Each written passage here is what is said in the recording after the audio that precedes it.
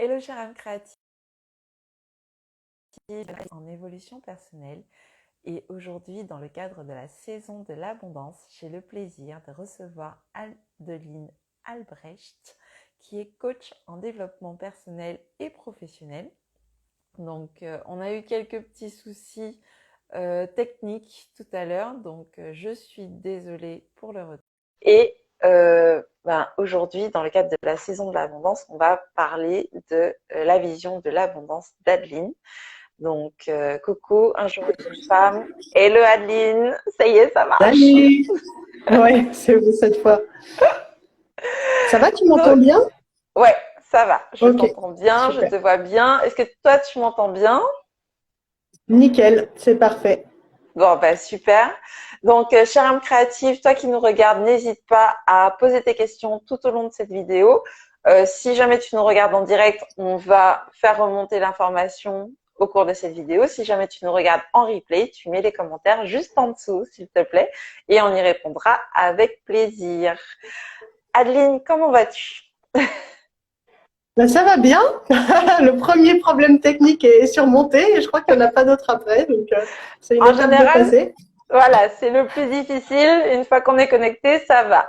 Donc voilà, merci d'avoir accepté mon invitation à cet échange rayonnant. Bah, merci surtout à toi de m'avoir invité et puis pour ces initiatives que tu prends là, à inviter des tas de personnes inspirantes. Félicitations. Merci. Donc Adeline, tu es coach en développement personnel et professionnel. Je vais te laisser un petit peu te présenter pour que les âmes créatives qui nous regardent puissent te découvrir ou te redécouvrir pour celles qui te connaissent déjà. Et puis après, on va parler de ta vision de l'abondance, si tu le veux bien.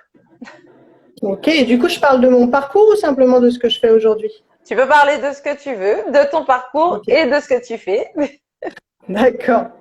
Rapidement, mon parcours, je suis issue d'école d'ingénieur. À la base, j'ai fait ingénieur généraliste et puis après ça, je suis partie à Londres et là-bas, je suis devenue ingénieur structure en bâtiment. Donc ça, c'était ma première partie de carrière. Je suis arrivée en Martinique en 2014 et je voulais. Alors les gens me disaient pourquoi l'ingénierie ça te plaisait pas. Donc ça me plaisait beaucoup. C'était très amusant, mais c'était pas tout dans la vie et j'avais besoin de développer d'autres côtés. En particulier tout ce qui est psycho et social qui m'avait toujours intéressée et où j'avais toujours cru que j'étais nulle. Et voilà, donc je me suis lancée. Et donc depuis 2015-2016, je me suis formée au coaching. J'ai fait différentes formations, etc. J'ai également intégré le monde de la formation. Et donc aujourd'hui, je suis coach professionnel certifié et j'accompagne des particuliers sur des problématiques de vie ou des problématiques professionnelles et j'interviens également en entreprise, coaching individuel ou d'équipe. Et puis je fais également des formations en savoir-être ou savoir-faire comportementaux, ce qu'on appelle les soft skills. Yes, Voilà, je suis basée au Lamentin. super. Et quelle est ta vision de l'abondance?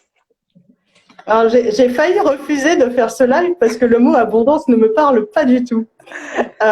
Et du coup, je me suis dit, ben non, je vais quand même réfléchir dessus. Et puis, je peux bien être critique sur l'abondance, pourquoi pas. Donc, je suis allée voir les définitions. Et l'abondance, c'est quelque chose en grande quantité ou même en quantité superflue. Et ça vient du latin affluer, déborder, regorger. Et donc, moi, c'est un mot qui me dérange un petit peu parce que, bon, déjà, d'une part, je suis écolo. Donc, je suis plutôt dans une idéologie un peu minimaliste. Et puis, effectivement, de premier abord, on pense à l'abondance matérielle, en fait. Et puis, souvent, dans les programmes d'accompagnement, on nous promet l'abondance financière, l'abondance, voilà, le confort de vie avec tout ce on peut s'acheter, tout ce qu'on pourrait rêver de s'acheter, quoi. Alors, ce côté abondance matérielle, moi, c'est pas quelque chose que je pratique.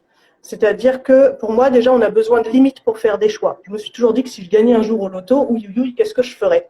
Parce que tout d'un coup, on n'a plus de limites et c'est bien parce qu'on a des contraintes qu'on peut faire des choix. Et d'ailleurs, les personnes très riches, je les connais pas personnellement, mais j'ai l'impression qu'il y a quand même une problématique de manque de sens qu'on peut donner à sa vie. Et puis, il y a des études qui montrent que une augmentation de salaire augmente la possibilité d'accès au bonheur, mais qu'à partir de 5 000 € par mois, ça n'évolue plus. que je gagne 5 000 par mois ou 50 000 par mois, mon niveau de bonheur va être le même, ou en tout cas d'accès au bonheur va être le même. Et puis après, dans le contexte actuel, c'est-à-dire qu'à l'époque de la croissance des 30 glorieuses, on pouvait effectivement avoir ce rêve, cette ambition d'abondance matérielle, et en plus on pouvait y accéder. Aujourd'hui, ça n'est plus cohérent avec le monde d'aujourd'hui. On peut plus se permettre de faire des choses superflues, et de toute façon, les ressources ne sont pas là, ne seront plus là, en tout cas si on continue dans cette voie. Et puis, de mon expérience aussi, pour moi, quand je possède des choses, ça devient des contraintes. Si j'ai une voiture, ça va être une contrainte, il va falloir la réparer, organiser la réparation. La voiture, c'est quand même super utile. Et puis, de nos jours, quand on achète un appareil, bah, il tombe en panne, alors il faut aller appeler le SAV, et puis il faut bricoler, et on passe son temps, en fait, à gérer ce qu'on possède. Donc, moins on possède, moins on a à gérer, et plus on est libre. Donc, plus on a l'abondance de ce qui est immatériel, justement. Et qu'est-ce que je voulais dire ?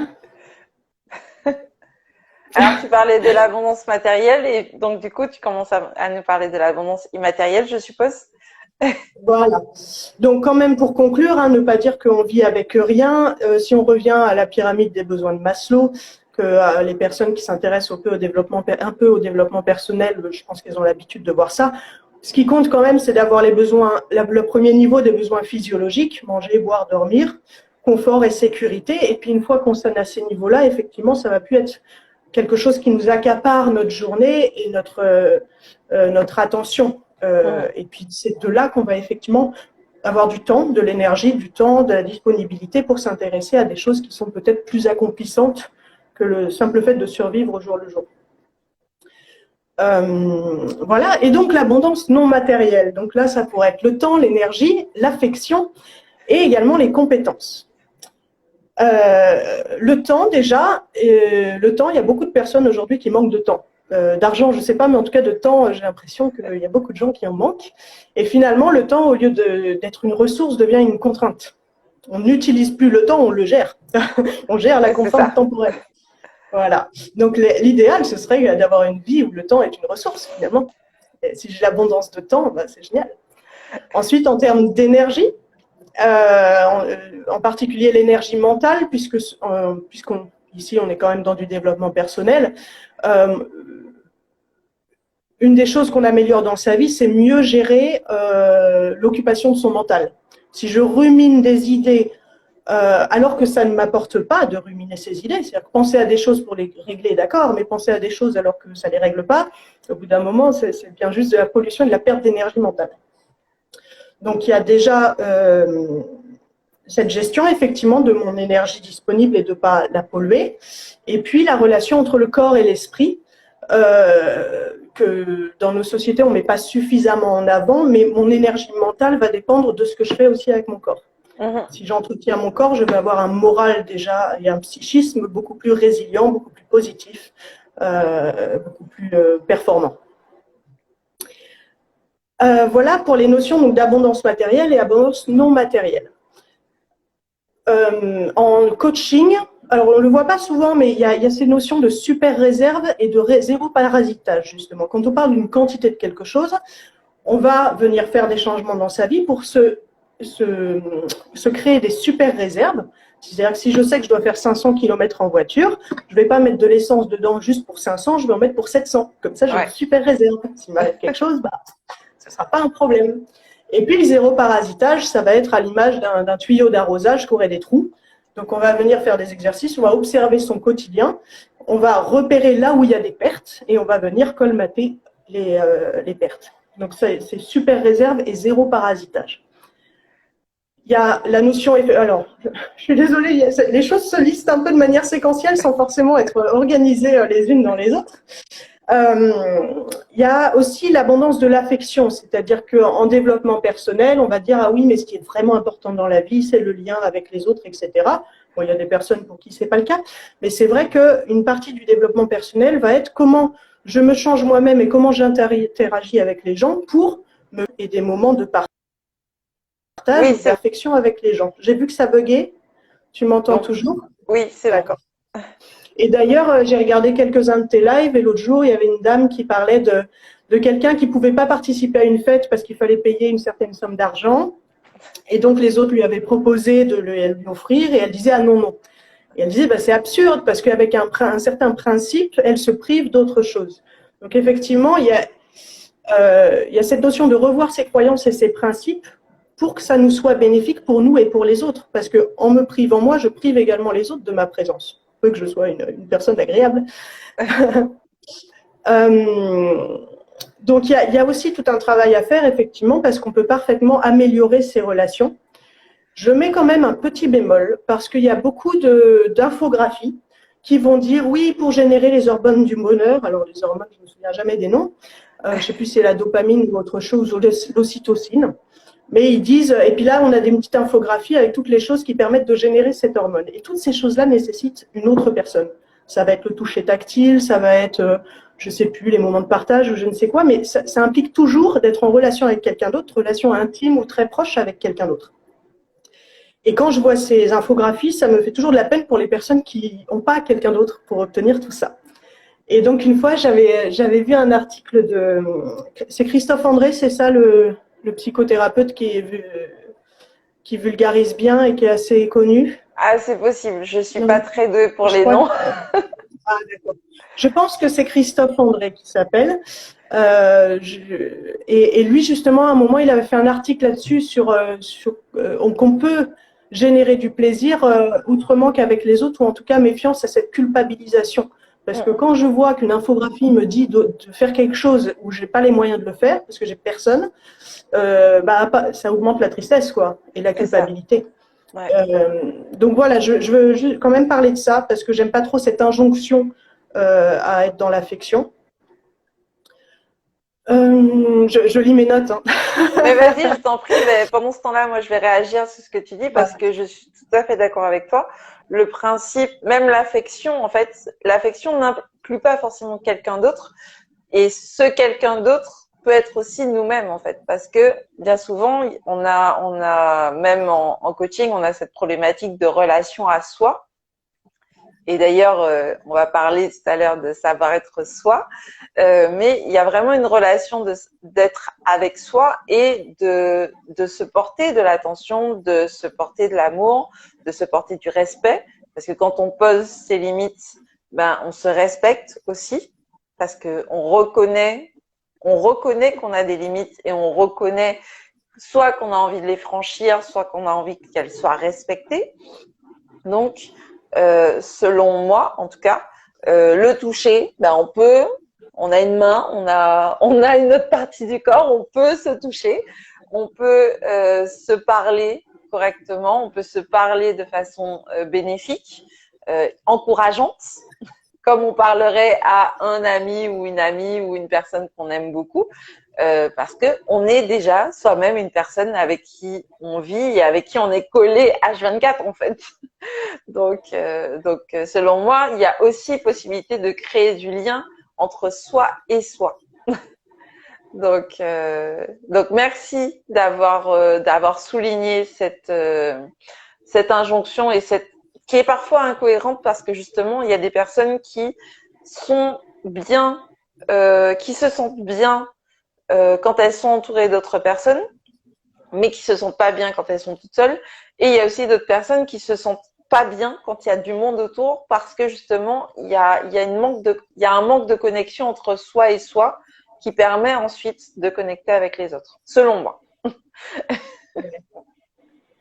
Merci pour ces compléments. Je veux juste vérifier parce que pendant tout le temps où tu parlais, ta vidéo était pixelisée. Toi, de ton côté, tu me reçois bien? Oui, alors il y a des fois où c'est pixelisé, puis il y a des fois où je te vois bien, mais l'important c'est qu'on t'entende bien surtout, pour que ton message passe bien.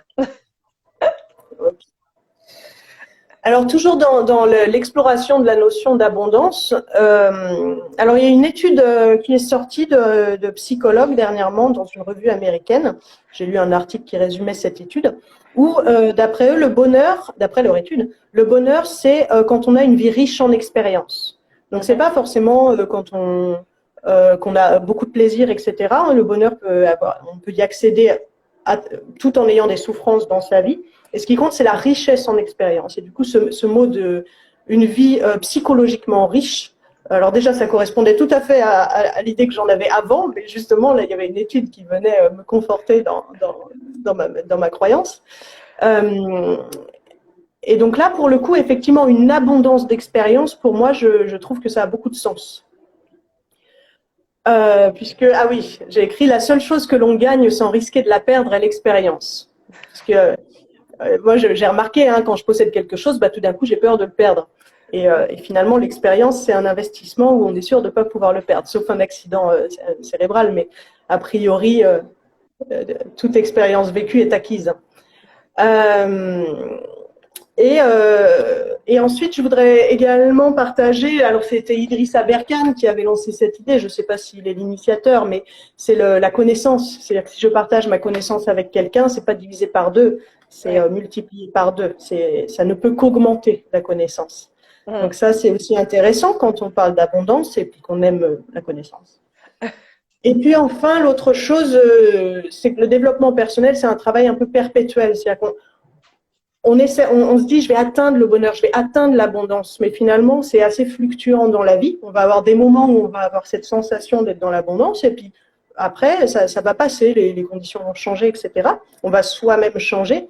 Et donc, sortir de cette idée qu'on aurait une progression où à un moment, on atteint un palier dont on ne bouge plus. En fait, on va rechercher un équilibre, on va atteindre un équilibre, on va vivre cet équilibre. Et puis après, il va y avoir des changements qui vont se faire et puis on va retomber dans un déséquilibre, on va retrouver encore un équilibre. Et donc, c'est ça l'évolution de la vie. Donc, avoir un but tel que l'abondance ou en tout cas avoir cette notion de chose figée une fois qu'elle est arrivée, je pense que c'est irréaliste. Et donc, ça peut créer de la souffrance de poursuivre un truc qu'on ne peut pas obtenir. Je pense que c'est irréaliste et pas forcément épanouissant d'ailleurs. Voilà. Alors, ma stratégie à moi dans ma vie, je ne sais pas si ça vous intéresse, mais comment moi je fais pour être dans l'abondance. Donc, ça m'est propre, hein, ce n'est pas des principes que j'estime être universels, c'est ma manière d'appliquer ça. La notion de super réserve, comment je fais pour avoir des super réserves en temps et en argent. En temps, déjà, je ne blinde pas mon agenda. Dans mon agenda, il y a toujours des temps tampons, comme ça, je peux toujours, si je ne fais pas une tâche la journée, je peux toujours la remettre au lendemain. Je peux toujours avoir un temps de repos, je peux toujours avoir un temps de réflexion aussi. Donc, voilà, je garde en tout cas des trous dans mon agenda. J'essaie d'être le plus autonome possible dans ce qui peut m'arriver. J'apprends à faire les choses moi-même parce que je trouve ça plus simple de savoir résoudre un problème soi-même que de devoir s'organiser, dépendre de quelqu'un d'autre, etc. En termes d'argent, je vais plutôt avoir tendance à me serrer la ceinture tant que je ne me sens pas avec une certaine somme qui fait que je suis en sécurité. Un des principes que depuis que je suis dans la vie active, donc depuis que je gagne mon argent, le principe que j'applique, c'est de ne jamais avoir à dire non à une expérience que je voudrais vivre par manque de temps ou d'argent. Okay. Donc, je fais toujours en sorte d'avoir une réserve d'argent et une possibilité de m'extirper de mon travail pour avoir en tout cas les ressources pour pouvoir dire oui à une expérience. Donc ça, c'est un peu comme ça que j'ai vécu mes 15 premières années de vie active, on va dire. J'anticipe aussi, alors je suis très maniaque, mais très maniaque, ça a ses avantages. Donc déjà, tout est bien rangé chez moi, donc je ne perds pas de temps à chercher les choses. Tout est toujours à sa place, je suis très efficace. Et puis j'anticipe, c'est-à-dire que je vais observer et régler les problèmes avant que ça ne s'aggrave. Comme ça, les choses à régler restent petites et elles ne deviennent pas très grosses. Ouais. Donc ça, c'est aussi une manière de se créer des réserves. Et puis, alors, ah oui, financièrement, je dépense là où c'est important pour moi, indépendamment des autres. C'est-à-dire que je mets de l'argent là où ça a de la valeur pour moi et pas forcément ce qui est attendu de mon entourage. Et d'ailleurs, je m'entoure de personnes qui se fichent de ce genre de choses. J'ai pas des amis qui vont dire il n'a pas payé tant d'euros pour l'anniversaire d'un tel, c'est un radin ou je ne sais quoi. Je côtoie pas de personnes comme ça. Donc à la fois j'ai des principes, mais j'ai aussi l'entourage qui est en accord avec mes manières de faire. En termes de zéro parasitage, j'en ai déjà dit, je fais les choses en temps et en heure. Je m'entoure que pas de personnes qui vont me pomper quelque chose. Mon entourage, c'est que des personnes qui peuvent m'apporter. Voilà. Et les deux choses aujourd'hui qui continuent de me polluer l'esprit, c'est tout ce qui est pollution et déchets, enfin Ouais. environnemental en fait. Mhm. Et puis voilà, ça c'est vraiment un truc qui me mine, hein. Si j'achète un objet, que 6 mois plus tard il tombe en panne, que je peux pas le réparer, que je dois le jeter, ça me fend le cœur. Ouais. Et j'apprends à me prendre la tête avec ça moins longtemps. Donc je me dis, ok, t'es déçu, bah, c'est comme ça, le monde est comme ça, et puis je passe à autre chose. Mais ça, ça, ça c'est un truc qui me fait mal. Et la méchanceté gratuite des gens, quand je vois quelqu'un qui se comporte de manière méchante, mais c'est tellement rare, ça aussi c'est quelque chose Ouais, oui, qui m'occupe l'esprit, quoi. Voilà. Et donc un peu les relations, hein, j'en ai déjà parlé. J'ai travaillé sur moi pour être constructive dans mes relations, ne pas être soumise à mes automatismes et ouais. donc venir euh, abîmer des relations inutilement. Donc c'est travailler sur son ego, rassurer son ego, travailler toutes ses blessures. Bon, pour moi, c'est la blessure de rejet. Euh, Ah, et j'accepte de me faire aider aussi. Ça, c'est un bon point. Voilà. Quoi d'autre? Et moi, comme je l'ai dit tout à l'heure, pour moi, la plus grande des richesses, c'est des expériences et aussi des compétences. Donc, en fait, j'investis mon temps, mon argent, mon énergie dans l'acquisition de compétences et d'expériences. Ok. Je dévore des tas de livres, je discute dès que je rencontre des gens, je leur pose plein de questions pour apprendre qu'est-ce qu'ils font. J'essaie de me remplir la tête. Voilà. Alors, si je devais résumer pour les âmes créatives qui nous regardent, ta vision de l'abondance, c'est une richesse d'expérience et le fait d'avoir une réserve oui, une espèce de super réserve dans les choses qui sont importantes pour toi et éliminer le parasitage autant que possible. C'est ça? Oui, alors les super réserves et le zéro parasitage, c'est pas forcément. Enfin, c'est des méthodes qu'on apprend en coaching. C'est-à-dire, ça Oui. vient pas de moi, hein. Oui, mais c'est ce que tu appliques dans ta vision de l'abondance, c'est ça? Oui, mais je constate que je l'applique. J'ai pas fait exprès en fait. Mais c'est bien. Et j'ai dit, tiens, comment le zéro parasitage prend lieu dans ma vie? Ah ben c'est comme ça. Parce que c'est ça aussi qui est intéressant quand moi ce que j'aime dans ma pratique, c'est d'appliquer ce que je partage en fait. Donc du coup, si toi aussi tu fais ce que tu dis, enfin ce que tu proposes de faire, eh ben c'est un alignement en fait. Ça contribue à un Bah, alignement. ouais, de manière générale, pour moi, le coach n'arrive à donner aux autres que ce qu'il a déjà connu soi-même. Moi, il y a plein d'exercices, il y a plein d'expériences que je fais en développement personnel qui me parlent pas. Et du coup, c'est sûr que je vais pas les utiliser. Mm. J'utilise ce que je maîtrise. Après, il y en a certaines où je me dis, ah tiens, c'est intéressant, je l'ai jamais utilisé, mais et là, par contre, je vais essayer de l'utiliser dès que je peux pour voir comment ça marche parce que je trouve ça intéressant.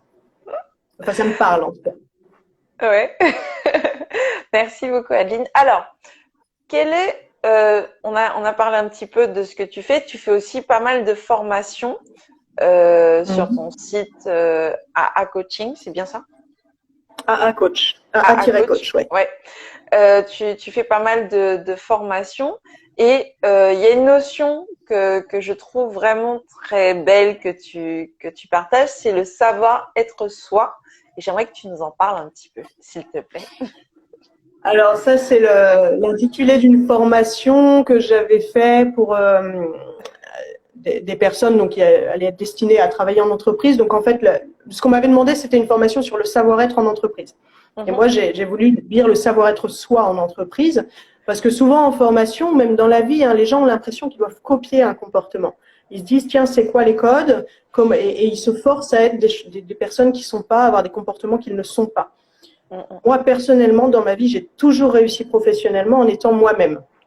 Alors, certes, de par mon parcours éducatif, j'ai appris les codes, mais euh, voilà, je suis quelqu'un de guilleret, je vais faire des petites blagues, et même si la personne c'est un patron, même si je vais être moi-même en fait, et puis je me souviens pas en fait que ça ait pas plu à quelqu'un, tu vois.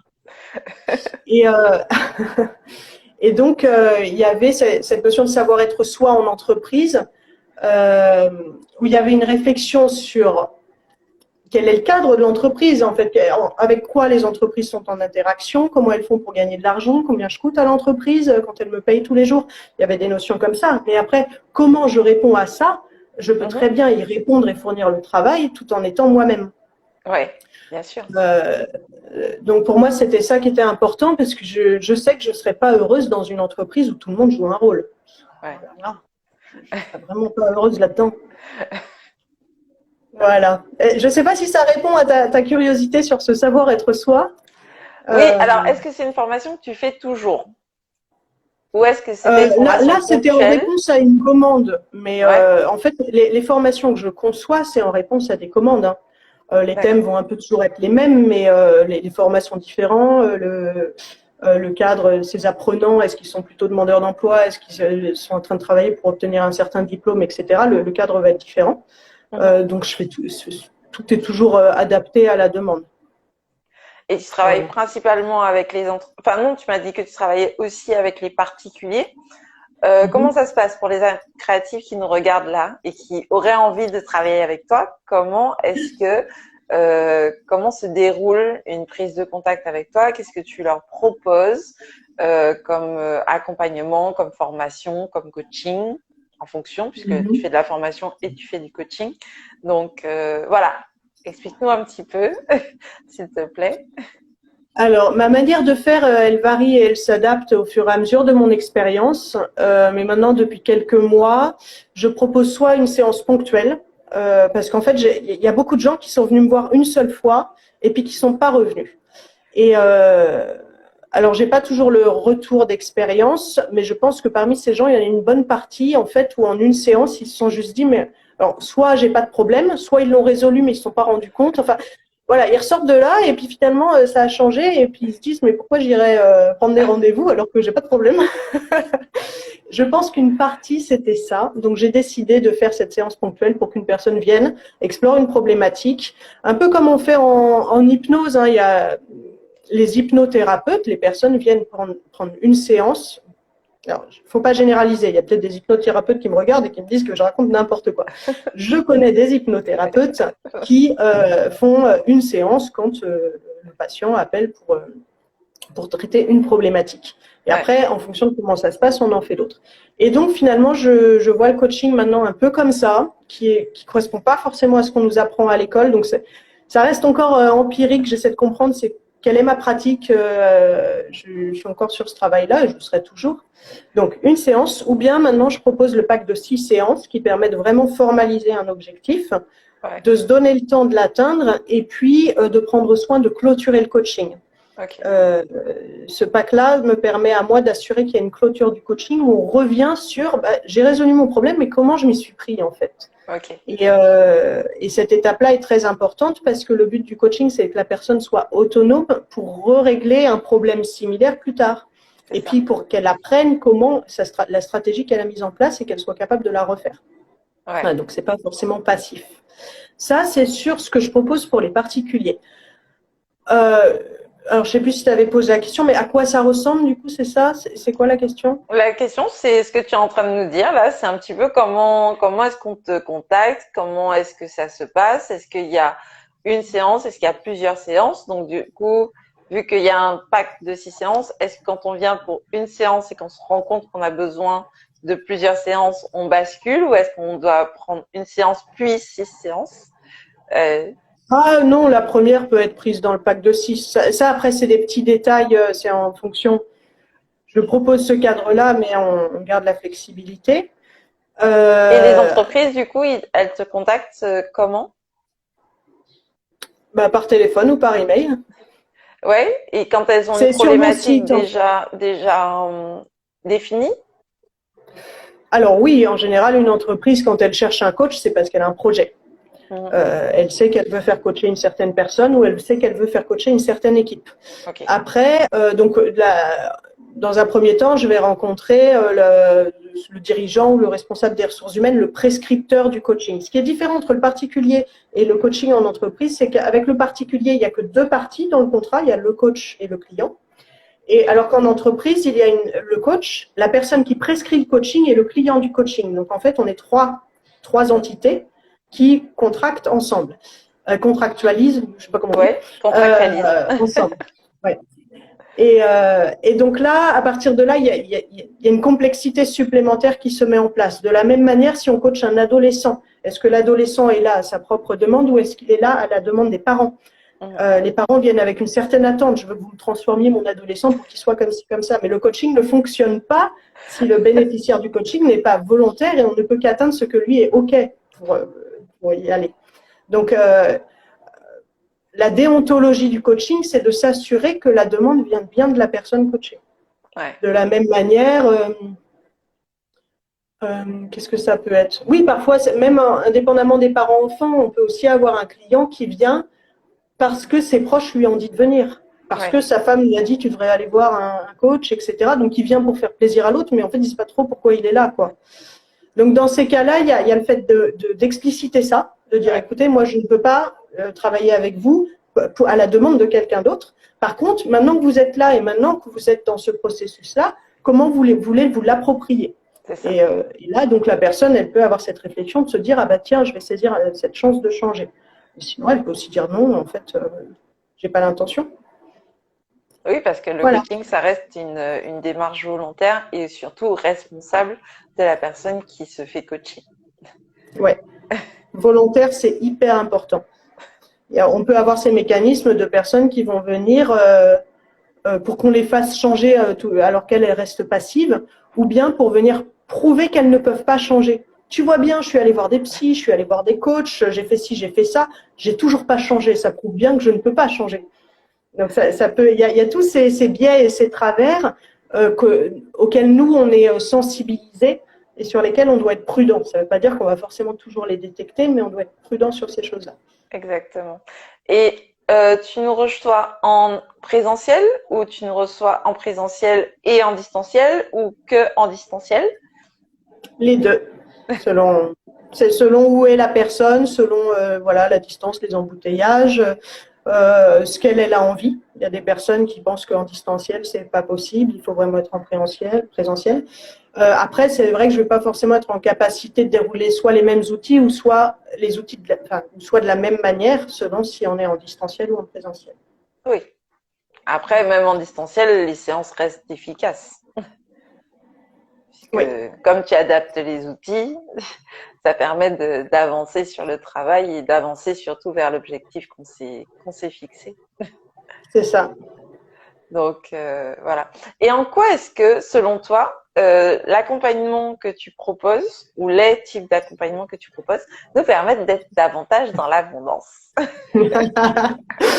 Alors, je crois que j'ai jamais eu quelqu'un qui est venu me voir pour me dire je veux me faire coacher pour atteindre l'abondance. Je crois pas. Et éventuellement être plus heureux. Et dans ce cas-là, de toute façon, la méthode consiste toujours à venir spécifier dans quelle situation ou qu'est-ce qu'on recherche exactement. On va essayer de visualiser un peu mieux, plus précisément, d'aller pointer ce qu'on veut vraiment. On n'aborde pas le tout comme ça. Donc, on cible l'objectif ou l'intention. Il y a une différence entre objectif et intention. Et en général, alors, pareil, qu'est-ce qui me fait bouger? Qu'est-ce qui me fait me mettre en action? Est-ce que c'est la peur de pardon. Est-ce que j'agis par peur ou est-ce que j'agis par amour? Est-ce que la personne est là pour fuir une situation inconfortable ou est-ce qu'elle est dans une situation qui est déjà confortable mais elle veut accéder à autre chose?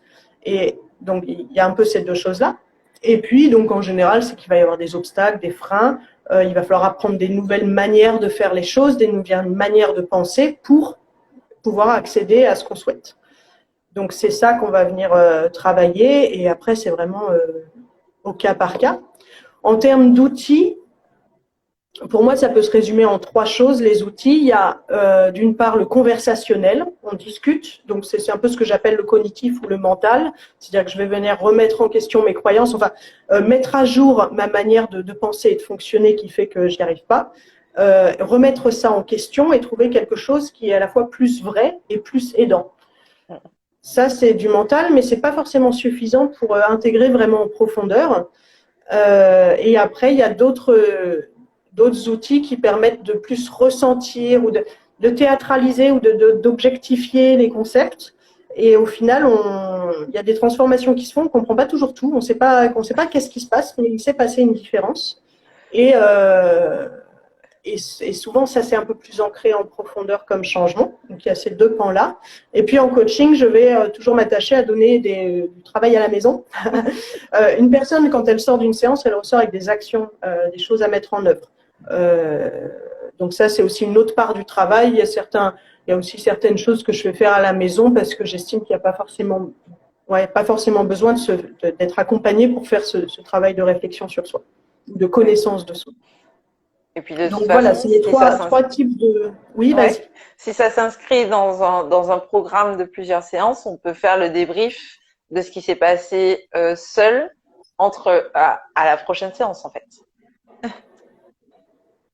Répète. Oui, je disais, quand tu nous donnes des choses à faire à la maison seul, Oui. Quand on est dans un programme avec justement une autre séance par la suite, on peut revenir sur ce qui s'est passé pour débriefer un petit peu de ce qu'on a vécu et de comment est-ce qu'on a envie d'avancer vis-à-vis de ce qu'on a fait soi-même de son côté. C'est ça. C'est un peu comme avec la formation en fait. En formation, maintenant, déjà à l'époque, on faisait faire des travaux à la maison. En formation pour adultes, on fait également ça, des temps tous ensemble où on apprend de la connaissance, des temps seuls où on met en pratique. Et puis après, on fait un retour d'expérience, etc. C'est pas exactement pareil, mais c'est le même principe. Et quelles sont les 3 astuces que tu as envie de partager avec nous pour être davantage dans l'abondance au quotidien? Ouais. Alors, comme j'ai dit tout à l'heure, c'est déjà spécifié qu'est-ce que je recherche. C'est-à-dire quelqu'un qui serait là, j'aimerais être dans l'abondance, mais qui se pose pas sur qu'est-ce qu'il veut vraiment. Il y a 2 outils pour ça. Il y a le fait de spécifier, avec par exemple l'outil QQC occupé, donc qui, quand, comment, où, quoi, pourquoi. Qu'est-ce que je veux, avec qui ou qui, à quel moment. Pourquoi. Alors, il y a le pourquoi auquel la réponse serait parce que. Donc, on vient expliquer on vient expliquer la raison que quelque chose soit là. Et après, il y a le pourquoi. Voilà. C'est vers quoi je vais. Et où là, la réponse, c'est pas du parce que, c'est du pour obtenir quelque chose. Donc, il y a, spécifier tout ça, qui, quand, comment, où, quoi, pourquoi, combien, avec qui, pour qui. Ah oui, pour qui aussi? Est-ce que je veux de l'abondance pour moi ou pour les autres? C'est intéressant comme question. Et après, il y a les 5 pourquoi. C'est-à-dire, je veux… Alors, attends. Ah oui, je me suis mis 2 exemples là. Alors, je veux obtenir telle promotion au travail. Ah oui, pourquoi? Afin de prouver ma valeur. Pourquoi? Pour obtenir l'approbation de mes parents. Et qu'est-ce que ça va vous permettre d'obtenir l'approbation de vos parents? Pour enfin être en paix. Et pourquoi… Attends. Et pourquoi vous souhaitez-vous être en paix? Pour pouvoir être moi-même dans les réunions de famille. Voilà. Donc, finalement, je veux obtenir une promotion professionnelle parce que ce qui me préoccupe le plus, c'est de pouvoir être moi-même dans les réunions de famille. Et donc, quand on atteint cet objectif un peu final, on se dit, mais est-ce qu'il n'y a pas d'autre moyen d'être moi-même dans les réunions de famille qu'en obtenant une promotion professionnelle? Le deuxième exemple, je veux réussir mon examen. Donc, pourquoi? Pour accéder à telle ou autre étude. Pourquoi? Pour exercer tel métier. Pourquoi? Pour nourrir telle valeur qui est importante pour moi. Pourquoi? Pour avoir au moins un sens à ma vie. Voilà. On se dit, bon, d'accord. A priori, la personne est alignée. Elle ne s'est pas fixé un objectif qui est complètement décalé par rapport à son objectif final. Mais après, avoir un sens à ma vie, peut-être que je peux travailler sur une autre valeur, etc. Voilà. Donc ça, c'est pour spécifier son objectif. Les 2 autres outils, il y a s'entraîner à voir les choses positives qu'on a déjà, c'est-à-dire l'abondance finalement, faire la part de ce que j'ai déjà comme abondance et faire la part de ce que je souhaite avoir que je n'ai pas encore. Donc reconnaître les choses positives avec l'exercice de gratitude. Alors le mot gratitude, pendant un temps, il me dérangeait jusqu'à ce que je me l'approprie. Donc si le mot gratitude vous convient pas, c'est pas grave, hein, il y a d'autres vocabulaires pour ça. Donc, l'exercice de gratitude, c'est que tous les soirs, on va lister au moins 3 choses positives de la journée. Et après, ça peut être une hygiène de vie, en fait, c'est de trouver l'apprentissage dans toute expérience, même quand elle est désagréable. Euh, et ça permet de modifier sa représentation de ce qui est. C'est l'histoire du verre à moitié plein, à moitié vide. Mais c'est pas juste une chimère, cette histoire de verre à moitié plein, à moitié vide, hein, même si je me méfie beaucoup des injonctions au bonheur et à l'optimisme. C'est quand on a des automatismes de pensée, et on a vu avec les neurosciences qu'en fait, à tout âge de la vie, on peut modifier son cerveau. Et modifier son cerveau, c'est pas disons que son cerveau, il va fonctionner avec des routes entre les neurones. Et puis, ces routes, plus elles sont grandes, plus elles vont être empruntées. Plus les automatismes, ils prennent les autoroutes. Et la manière de modifier son cerveau, c'est pas de supprimer l'autoroute existante pour supprimer l'automatisme, c'est d'aller développer une route plus large ailleurs. Et comment on développe une route plus large? C'est en y passant régulièrement. Au début, ça va être un petit sentier, et puis plus j'y passe, ça va être un chemin, et puis après, je vais venir le bétonner, etc. Donc, plus je me force à utiliser cette route, plus elle va devenir large et plus elle va devenir un automatisme. Et c'est en ça qu'on arrive à modifier sa manière automatique de penser. Donc, on peut très bien devenir une personne, on peut très bien être une personne qui voit plutôt le côté négatif des choses et s'entraîner jusqu'à ce que ça soit automatique à voir le côté positif des choses et à apprendre de ses expériences. Pour en revenir à la vie psychologiquement riche, c'est pas parce que quelque chose est désagréable qu'il n'a pas de sa valeur. Et ensuite, La troisième donc il y avait spécifier l'objectif, il y avait reconnaître les choses positives, c'est-à-dire qu'est-ce que j'ai déjà avec moi. Et ensuite, j'ai noté augmenter sa résilience et sa richesse intérieure, c'est-à-dire qu'est-ce que je n'ai pas encore. Comment je travaille à qu'est-ce que je n'ai pas encore. Donc là, je peux vous référer à l'effet cumulé de Darren Hardy. C'est-à-dire que si je veux apprendre l'espagnol, plutôt que de me dire « Ouh là là, ça prend du temps d'apprendre l'espagnol », je peux juste me dire « Pendant 5 minutes par jour, j'apprends l'espagnol et dans 3 ans, je le saurai. » Et j'aurais rien vu passer que je saurais l'espagnol dans 3 ans. Il faut juste arriver à se projeter loin et se motiver aujourd'hui pour du loin. C'est pas facile, hein, mais… Ouais, c'est ça. Voilà. C'est ça, mettre en œuvre des actions pour créer ce qui n'est pas encore. Et se donner le temps, hein. On est dans une société de l'immédiateté. On n'est plus vraiment habitué à obtenir ce qu'on veut sur le long terme. Mais je pense que ça peut être salvateur de revenir à cette manière de faire. Je travaille aujourd'hui pour obtenir quelque chose dans 20 ans, dans 3 mois ou autre. Voilà. Avoir une vision sur le moyen, enfin sur le long, moyen et court terme, ça fait du bien. Ouais. Oui. Et ça permet de switcher sa motivation ou son énergie, effectivement. Superbe. Merci beaucoup, Adeline. Alors, on te retrouve sur Instagram, sur LinkedIn. Quels sont les sur canaux Instagram, j'y suis pas beaucoup. Hein. Où tu es le plus souvent? Moi, c'est surtout LinkedIn. J'utilise peu ma page Facebook et j'utilise pas ma page Instagram. Voilà. Alors, est-ce qu'il y a le lien dans ta bio? Est-ce qu'il y a le lien vers ton LinkedIn ou vers ton site?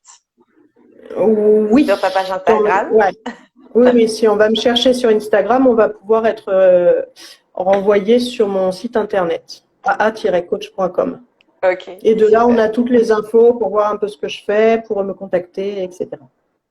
Voilà. Merci beaucoup, Adeline, pour cet échange. Tu nous as partagé plein de choses.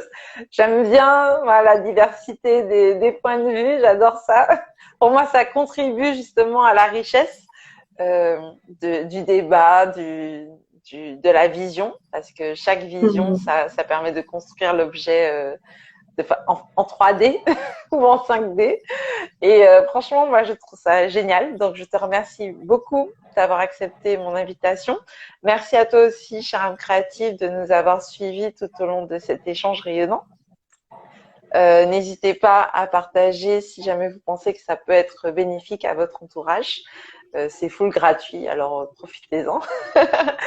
Merci Adeline pour toutes les clés que tu nous as partagées. Merci Victoria, c'est vraiment chouette ces initiatives. Moi j'ai passé un bon moment, mais même le simple fait de préparer l'intervention, ça m'a appris des choses, donc c'est super. Et en plus, ça à la base, très plaisir de participer. Tu disais que l'abondance, ça te parlait pas du tout. Mais c'est pour ça, je me suis dit, mais justement, je me suis jamais posée dessus. Et, euh, et du coup, j'ai appris des choses sur moi, justement, comment je fais pour être en zéro parasitage. Je m'étais pas forcément posé dessus. Je m'étais pas posé la question. Voilà, donc c'est toujours l'opportunité d'apprendre sur soi et puis de mettre des mots pour ensuite. C'est ça aussi, hein, c'est que ça permet après de parler des choses plus facilement parce que je l'ai déjà fait avant, je vais le faire avec toujours plus de facilité les fois suivantes. Donc Ouais. c'est un exercice intéressant. Il y a un jour une femme qui dit que c'était génial. Donc, merci à toi aussi de nous avoir suivis en direct. Merci. Donc, voilà. Ben, du coup, on te retrouve sur LinkedIn et sur ton site Yes. aa-coach.com, c'est ça? C'est ça. Ouais. Super. Ben, merci beaucoup, Adeline. De toute façon, je mettrai le lien Merci. de ton Instagram sous cette vidéo et comme ça, les personnes qui iront dans le lien qui est dans ta bio, elles pourront aller sur ton site internet et découvrir toute ton actualité et un peu voir ce que tu fais et te contacter pour se faire accompagner par toi si ça les intéresse. Merci beaucoup, Victoria. Je te souhaite une très bonne journée ou une très bonne soirée en Merci. fonction du moment où tu nous regardes. Et puis, n'hésite pas à mettre tes commentaires en dessous de la vidéo, même si tu nous regardes en replay, parce que ben, on va passer de temps en temps pour entretenir l'information et surtout pour répondre à tes questions si jamais tu en as. Merci Adeline et je te dis à très vite pour la suite. Ouais. Bye Ciao, bye. ciao. Bye, Victoria.